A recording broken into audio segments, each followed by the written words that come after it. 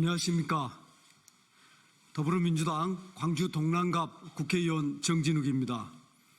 배달앱 문제가 소상공인 자영업자에게 큰 짐이 되고 있습니다.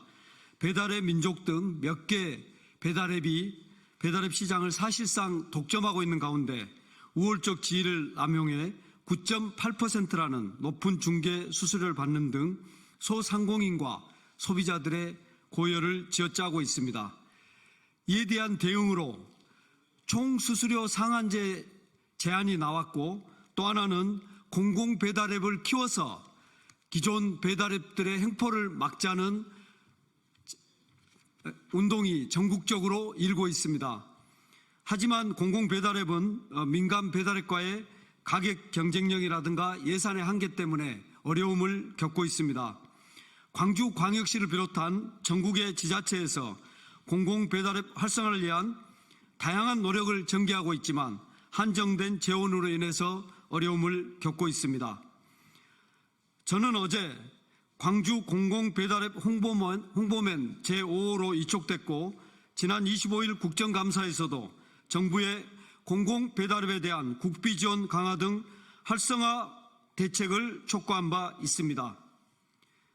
오늘 광주광역시장님께서 이 문제를 여러분에게 말씀드리기 위해서 나오셨습니다. 광주는 배달의 민족으로부터 독립하는 배달의 민족 독립 릴레이 선언을 통해서 지금 공공 배달앱이 가장 활성화된 지역입니다. 우리 공공 배달앱 문제를 해결하는 가장 적절한 대안, 공공 배달앱을 어떻게 키워나갈 것인지 광주광역시 강기정 시장님의 말씀을 들어보겠습니다. 네, 감사합니다. 광주광역시장 강기정입니다. 고금리, 고물가 장기화로 광주 18만여 명의 소상공인들이 경영부담이 날로 가중되고 있습니다. 민간 배달앱의 10%에 달하는 높은 중개 수수료는 그 부담을 더욱 압박하고 있습니다. 코로나와 온라인 결제 시스템이 비약적 발전을 통해서 배달앱 시장은 크게 성장되었습니다. 그러나 일부 민간 배달앱이 시장을 독점하면서 높은 수수료 부담을 소상공인에게 전가하고 있습니다. 이에 우리 광주시는 배달앱 수수료를 5% 이내로 제한하는 온라인 플랫폼 공정화 입법을 요구하고 있습니다. 또한 공공 배달앱에다가 국비 지원을 더해달라는 뜻을 담아서 1만인 소상공인들 서명부를 국회에 전달했으며 정부에도 곧 전달할 예정입니다. 광주는 2%의 낮은 수수료로 공공 배달앱을 운영하고 있습니다. 그를 통해서 지역시장 점유율 17%로 성장했습니다. 그러나 민간 배달앱의 공격적 마케팅으로 공공 배달앱의 입지가 위태롭습니다.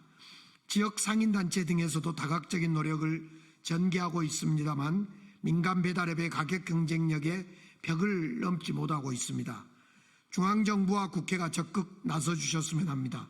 소상공인들의 어려움을 더 이상 방관하지 말고 국회는 배달앱 중개 수수료를 5% 이내로 제한하는 입법을 통해서 제도 개선을 해 주십시오. 또한 정부에 배정되어 있는 예산 중에 공공 배달앱 활성화를 위해서 소상공인 지원 예산 중 일부를 공공 배달앱 활성화에 지원해 주시길 바라겠습니다. 소상공인들은 우리 경제의 버팀목입니다.